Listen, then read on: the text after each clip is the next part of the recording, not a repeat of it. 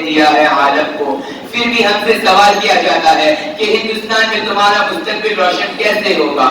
دور حاضر کے نوجوانوں، سرزمین ہند کی پکار سنو۔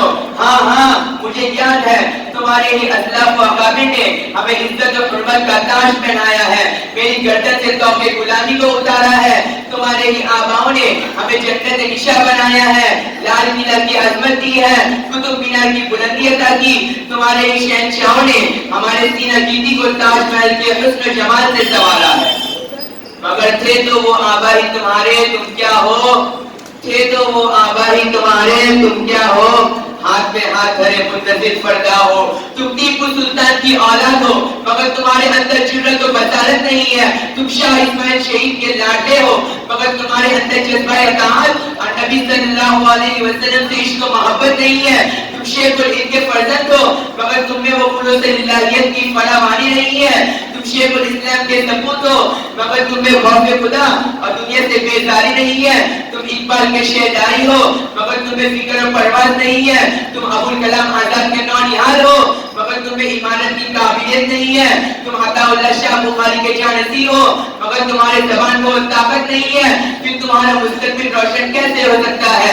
عزت و سربلندی تمہیں کیسے مل سکتی ہے؟ حکومت کا تخت و تاج تمہارے قدموں میں کیسے آ سکتا ہے؟ مسلمانوں، کیا تم نے اپنے ماضی کو بھلا دیا؟ کیا تم نے اپنے آقائے دو جہاں سید الکونین صلی اللہ علیہ وسلم کے اسوہ حسنہ کو بالائے طاق رکھ دیا؟ فاروق اعظم اور خالد بن ولید کے طریقہ کار کو چھوڑ دیا؟ کیا تم نے صلاح الدین ایوبی اور ٹیپو سلطان کی تاریخ کو بھلا دیا؟ حسین احمد مدنی اور عبید اللہ سندھی کے للکار کو پتے پشت ڈال دیا؟ کیا تم نے کبھی اسرار مالدہ کی فریاد پر غور نہیں کیا؟ پھر تمہارا مستقبل روشن کیسے ہو سکتا ہے؟ برادران اسلام، آپ اسلامی تاریخ کا مطالعہ کیجئے، اس کے اوراق کو کھنگال کر دیکھیے کہ وہ کون سی طاقت تھی جس نے صحرائے عرب میں ہلچل مچا دی تھی۔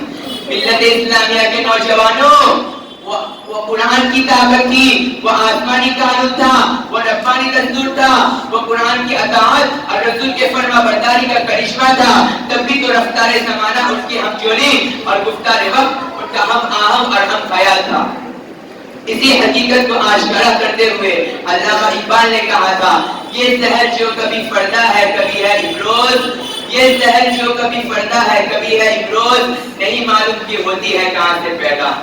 گلشن اسلام کے بلبلوں، اسلامی تاریخ پکار پکار کر کہہ رہی ہے کہ اے ہندوستانی مسلمانوں، اگر تمہیں اپنی مستقبل کی فکر ہے تو اپنے اندر تبدیلی پیدا کرو۔ اے غیر نوجوانوں، ذرا سوچو تم کیا ہو، تمہارا مقام کیا ہے؟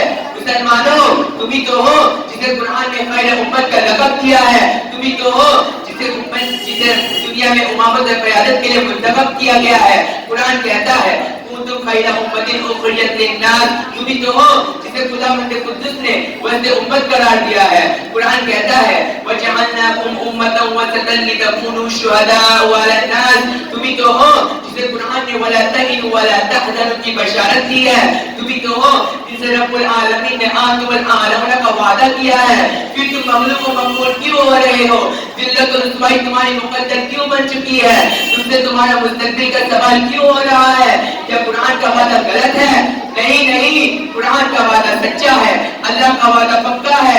اٹھاؤ تاریخ دیکھو، جب تک تم خیر امت کے فریضے کو انجام دیتے رہے تو تم ہی امامت و قیادت کے منصب پر فائز رہے۔ اے مسلمانوں، تم انقلابی امت ہو، تم نے ہر دور میں حالات کا رخ موڑا ہے، آج بھی تم ہندوستان کے مستقبل کو بدل سکتے ہو۔ اٹھو، قرآن کو پکڑو، سنت نبی کا دامن تھامو، اپنے اندر روح بلالی اور شان فاروقی پیدا کرو، تمہارا زوال عروج سے بدل جائے گا، تمہارا مستقبل تم سے اسی کا مطالبہ کر رہا ہے۔ اٹھ اب کے بس میں جہاں کا اور کی انداز ہے، اٹھ اب کے بس میں جہاں کا اور کی انداز ہے، مشرق و مغرب میں تیرے دور کا آغاز ہے، وما علینا الا البلاغ۔